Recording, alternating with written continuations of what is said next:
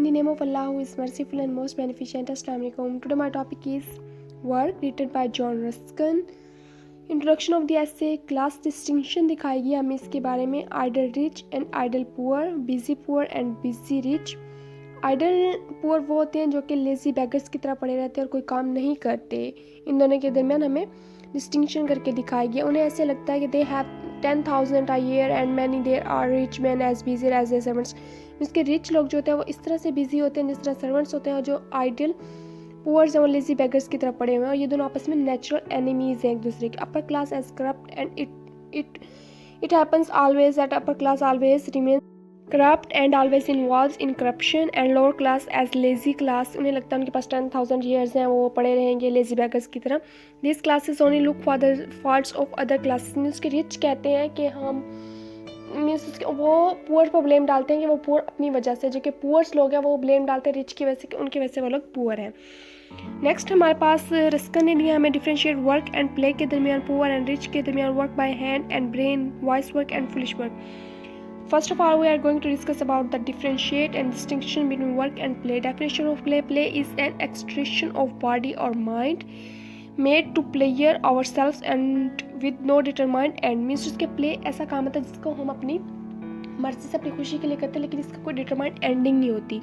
Definition of work. Work is a thing done because it is ought to be done and with a determined end. Means उसके work का हमेशा एक determined end होता है हमारे पास. इसी प्ले में वर्क एंड प्ले में जॉन रस्किन ने प्ले के बारे में लिखा है कि गेम ऑफ मनी मेकिंग. इसके जो प्लेज हैं ये मनी मेकिंग की गेम होते हैं. एक criticise some famous place of London. London में क्रिकेट एंड स्नूकर उस टाइम पे बहुत ज़्यादा टॉप पे था, जिसकी वजह से लोग बहुत ज़्यादा कमा भी रहे थे. इस वजह से रस्किन ने इन दो प्लेस पर क्रिटिसाइज किया है. London is a city of play, very hard and unpleasant play. Means उसके उस टाइम बहुत ज़्यादा प्लेस का रोल आप कह सकते हैं कि सोसाइटी में बहुत लोग प्ले की तरफ इन्वॉल्व थे, और ये रस्किन के खिलाफ एक क्रिटिसाइज करने वाला एक एलिमेंट बन गया था. Illegal and unfair ways of making money by rich people. Rich peoples थे वो, उन्हें यूँ था कि खेलना है, लेकिन by hook and by crook they want to get victory in every game. Injustice with working class by upper class, ये होता रहता था ऐसा भी. हंटिंग एंड शूटिंग के बारे में रस्किन ने लिखा है. Symbolism of status at that time. इसके जो लोग हंटिंग एंड शूटिंग करते थे वो बहुत ज़्यादा रिच होते थे जो ऐसे कर सकते हैं, लेकिन हंटिंग एंड शूटिंग के भी बहुत ज़्यादा हार्मफुल इफेक्ट्स हैं, क्योंकि there 3 disadvantage of this game. Means hunting and shooting के 3 एडवांटेज हैं. कॉस्टली होता है, ये यूजलेस होता है, डेडली होता है, क्योंकि अगर आपको शूटिंग करनी है आपको एक जंगल के करीब घर लेना पड़ेगा, उसमें रहना पड़ेगा, उसका रेंट देना पड़ेगा, फिर आपको गन्स चाहिए होंगी, फिर आपको जानवर को मारना पड़ेगा, और इसलिए से ये बहुत ज़्यादा कॉस्टली पड़ जाता है इंसान को. लेकिन लेडीज़ गेम ऑफ ड्रेसिंग पे रस्किन ने बात की है. Dress yourself nicely and dress everybody else nicely, जिसके लिए हमें रिच होना पड़ता है अपनी ड्रेसिंग को इम्प्रूव करने के लिए. Lead the fashions for the poor first, make them look well, and you yourself will look in ways of which you have no one conception all the better. Means उसके Ruskin के मुताबिक अगर girls gaming करती हैं तो उनका ये होता है कि उन्होंने अपनी शॉपिंग करनी होती है, अपने ऊपर खर्च करना होता है. ये था रस्किन का वर्क एंड प्ले तक था. नेक्स्ट हमारे पास है रस्किन का रिच एंड पुअर के बारे में, जो कि रस्किन ने लिखा है कि रिच एंड पुअर में क्या डिफ्रेंशिएट है. Upper class is money donors. Means जो बड़े ऊपर वाली क्लास है वो मनी डोनर होते हैं. लोअर क्लास मनी एक्सेप्टर्स होती है. इसमें हमें ये दिखाया गया कि एक आदमी एक आर्टिकल पढ़ रहा है, lavishness of a rich Russian at Paris.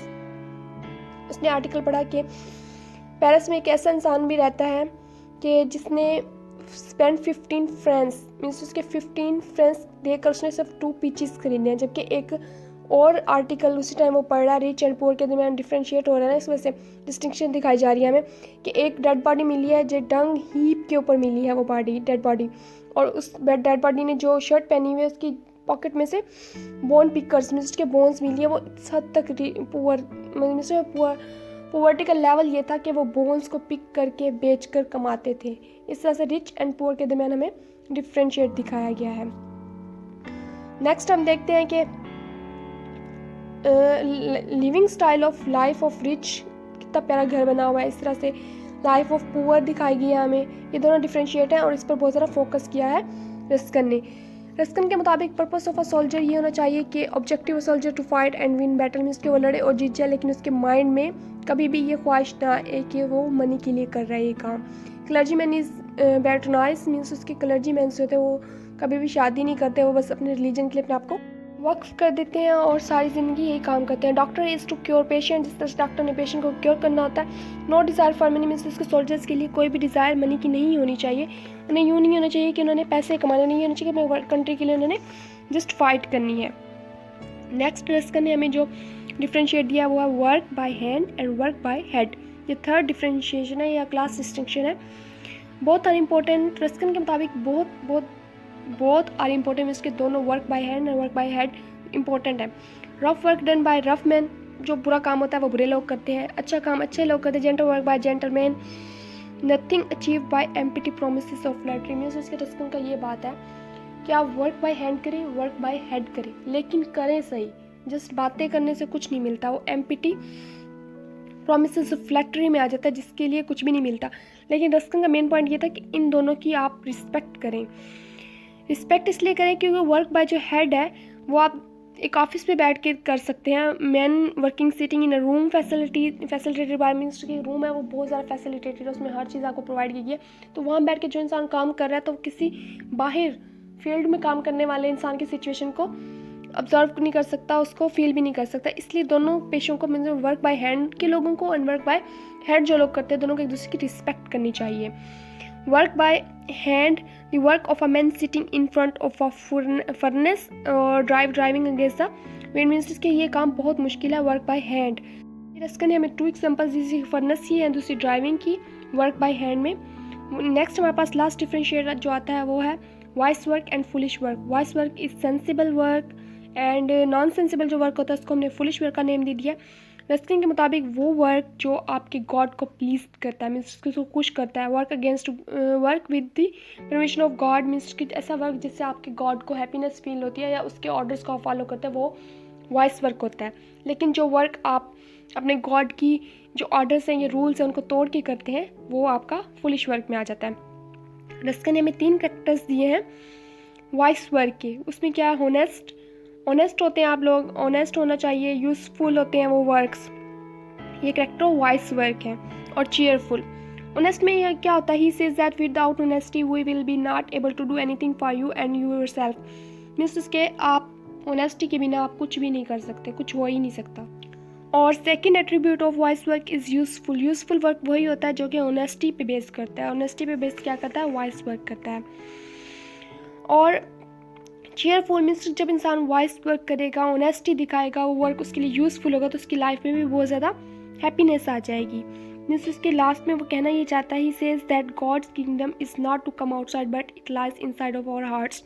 Means कि हमारे अंदर है गॉड का किंगडम, उसको हम देखें, उसको अपनी आई साइट जो हमारी हार्ट की आई साइट है उससे देख के उसको फील करें, उसको यूज़ करें, अपने गॉड को खुश करें अच्छे वर्क के ज़रिए।